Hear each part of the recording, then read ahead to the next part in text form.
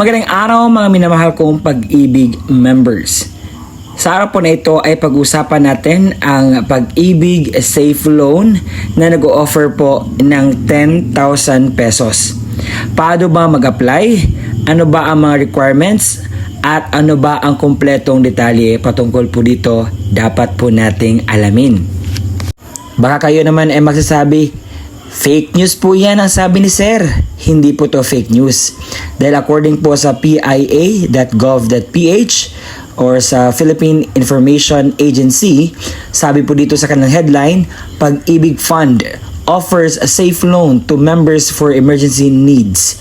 Ano ba ito?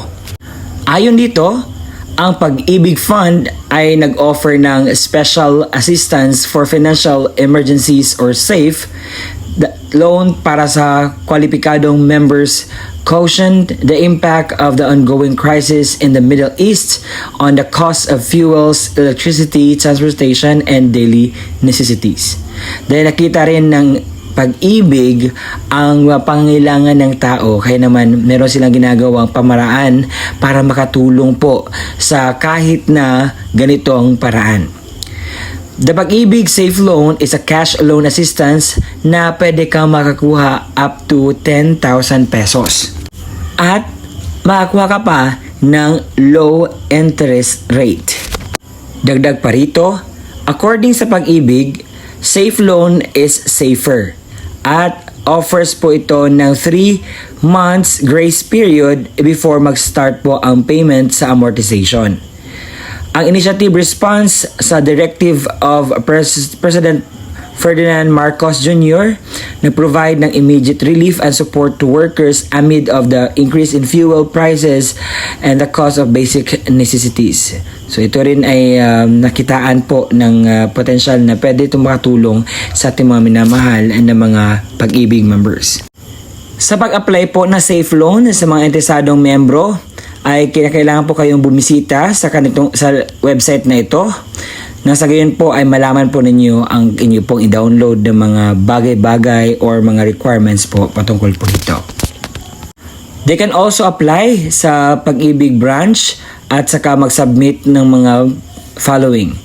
Una, accomplish Pag-ibig Safe Loan Application Form. Pwede itong makita sa online at photocopy ng isang valid ID.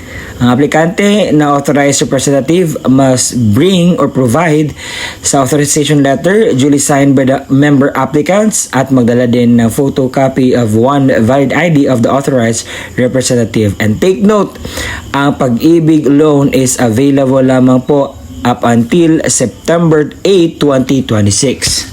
Paano nga ba mag-apply ng Pag-ibig Safe Loan Virtual Pag-ibig? Una, i-verify ang inyong identity gamit ang inyong Pag-ibig MID number. Pangalawa, ibigay ang loan details at ang iyong contact information. Pangatlo, ilagay ang OTP na pinadala sa iyong registered mobile number. Pangatlo, ibigay ang card details kung saan i-deposit at ang loan deposit, loan proceeds. At i-upload ang mga required documents para po makumpleto ang inyong loan application. Kung gusto niyo po na mas madali at highly recommended ko po na mag-online naman po kayo kasi mas easy lang siya to access and easy po siya i-follow ang mga steps. Magkano nga ba ang interest rate? Kasi nasabi ko kanina, konti na po ang interest. So, ang interest rate po per year is 5.95 at pwede po itong bayaran up to 3 years po. Kaya, ano pa ang hinihintay sa mga interesado dyan? Gawin niyo po ang dapat niyong gawin para po makapag-loan kayo sa Pag-ibig Safe Loan na in-offer nakakuha ka ng up to 10,000 pesos.